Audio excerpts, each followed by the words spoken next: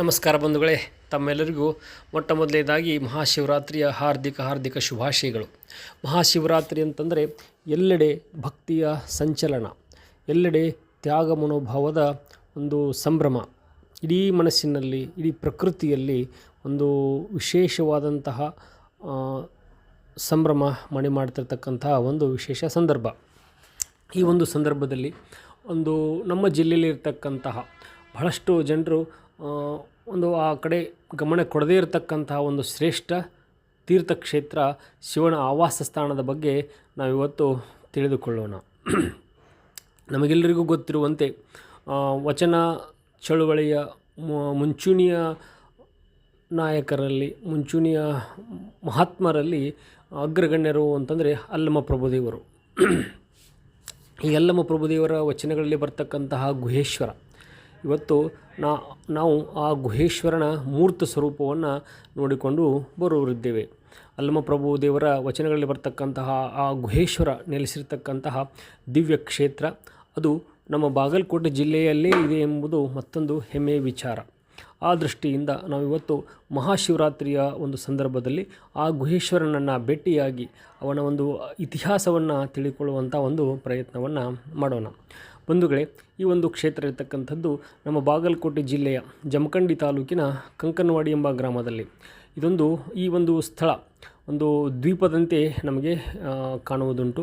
ಯಾಕಂತಂದರೆ ಕೃಷ್ಣಾ ನದಿಯಿಂದ ಸಂಪೂರ್ಣವಾಗಿ ಆವರಿಸಿರ್ತಕ್ಕಂತಹ, ಸುತ್ತುವರೆದಿರ್ತಕ್ಕಂತಹ ಒಂದು ಸ್ಥಳ ಈ ಒಂದು ಗುಹೇಶ್ವರ ನೆಲೆಸಿರ್ತಕ್ಕಂತಹ ತೀರ್ಥಕ್ಷೇತ್ರ. ಈ ಒಂದು ಐತಿಹ್ಯದ ಪ್ರಕಾರ ಅಥವಾ ಒಂದು ಕಥೆಯ ಪ್ರಕಾರ ಶೂರ್ಪಾಲೆ ಎಂಬತಕ್ಕಂಥ ಕ್ಷೇತ್ರವಿದೆ. ಕೃಷ್ಣಾ ನದಿಯ ಆ ಕಡೆ ಶೂರ್ಪಾಲ್ ಎಂಬ ಕ್ಷೇತ್ರ. ಆ ಶೂರ್ಪಾಲ್ ಎಂಬ ಕ್ಷೇತ್ರದಲ್ಲಿ ಬಹಳ ವರ್ಷಗಳ ಹಿಂದೆ, ಸಾವಿರಾರು ವರ್ಷಗಳ ಹಿಂದೆ ಒಬ್ಬ ಸನ್ಯಾಸಿ ತಪಸ್ಸು ಮಾಡ್ತಾ ಇರ್ತಾನೆ.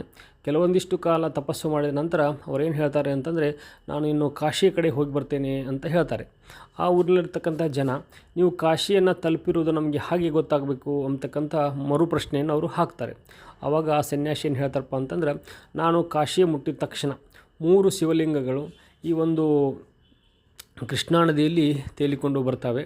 ಅವು ಎಲ್ಲೆಲ್ಲಿ ನಿಲ್ತಾವಲ್ಲ ಅಲ್ಲಿ ಆ ಒಂದು ಶಿವಲಿಂಗಗಳಿಗೆ ಗುಡಿಯನ್ನು ನೀವು ಕಟ್ಟಬೇಕು ಅನ್ನುವಂಥ ಮಾತನ್ನು ಹೇಳ್ತಾರೆ. ಹೀಗೆ ಸ್ವಲ್ಪ ದಿವಸಗಳಾದ ನಂತರ ನದಿಯಲ್ಲಿ ಆ ಸನ್ಯಾಸಿ ಹೇಳಿದ ಹಾಗೆ, ತಪಸ್ವಿ ಹೇಳಿದ ಹಾಗೆ 3 ಶಿವಲಿಂಗಗಳು ತೇಲಿ ಬರ್ತವೆ.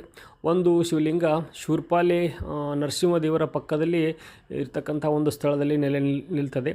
ಇನ್ನೊಂದು ಕೃಷ್ಣಾ ನದಿಯ ನಡು ಸ್ಥಳದಲ್ಲಿ ನಿಲ್ಲುವಂಥದ್ದು. 3ನೇ ಶಿವಲಿಂಗ ಈ ಒಂದು ಕಂಕನವಾಡಿ ದ್ವೀಪ ಪ್ರದೇಶದಲ್ಲಿ ನಿಲ್ಲುವಂಥದ್ದು. ಈ ಒಂದು ಕಂಕನವಾಡಿ ದ್ವೀಪ ಪ್ರದೇಶದಲ್ಲಿ ನಿಂತಿರ್ತಕ್ಕಂತಹ ಶಿವಲಿಂಗಕ್ಕೆ ಗುಹೇಶ್ವರ ಎಂಬತಕ್ಕಂಥದ್ದು. ಆಮೇಲೆ ನದಿಯ ನಡುವೆ ನದಿಯಲ್ಲಿ ಇರ್ತಕ್ಕಂತಹ ಶಿವಲಿಂಗಕ್ಕೆ ಕೋಟೇಶ್ವರ ಅಂಥೇಳಿ ಕರೆಯುವುದುಂಟು.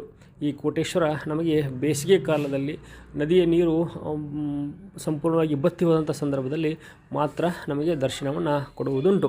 ಆಮೇಲೆ ಶೂರ್ಪಾಲ್ ನರಸಿಂಹದೇವರ ಒಂದು ಆವರಣದಲ್ಲಿರ್ತಕ್ಕಂತಹ ಶಿವಲಿಂಗ ಬಯಲೇಶ್ವರ ಅಂಥೇಳಿ ಕರೆಯುವುದುಂಟು. ಆ ಶಿವಲಿಂಗಕ್ಕೆ ಯಾವುದೇ ಗುಡಿಯನ್ನು ಕಟ್ಟಬಾರದು ಅಂಥೇಳಿ ಒಂದು ದೇವರ ಸಂಕಲ್ಪ ಆಗಿತ್ತು ಅಂಥೇಳಿ ಜನರು ಹೇಳ್ತಾ ಇದ್ದಾರೆ. ಆ ರೀತಿಯಾಗಿ ಆ ತೇಲಿ ಬಂದಂತಹ 3 ಶಿವಲಿಂಗಗಳಲ್ಲಿ ಈ ನಮ್ಮ ಗುಹೇಶ್ವರನು ಒಬ್ಬ ಅಂತ ಹೇಳ್ಬೋದು. ಆ ಗುಹೇಶ್ವರನ ಅಲಂಕಾರವು ಸಹಿತ ಅತ್ಯಂತ ವಿಶಿಷ್ಟವಾಗಿ ಅಲ್ಲಿನ ಒಂದು ಪೂಜಾರಿಗಳು ಮಾಡುವಂಥದ್ದು.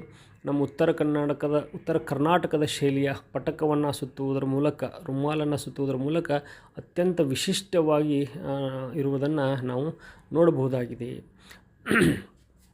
ಹಿತ್ತಲ ಗಿಡ ಮದ್ದಲ್ಲ ಅನ್ನುವಂಥ ಒಂದು ನಾಣ್ಣುಡಿಯಂತೆ ಅದೆಷ್ಟೋ ತೀರ್ಥಕ್ಷೇತ್ರಗಳು, ಅದೆಷ್ಟೋ ಪವಿತ್ರ ಕ್ಷೇತ್ರಗಳು ನಮ್ಮ ಸುತ್ತಮುತ್ತಲೇ ಇರುವಂಥದ್ದು.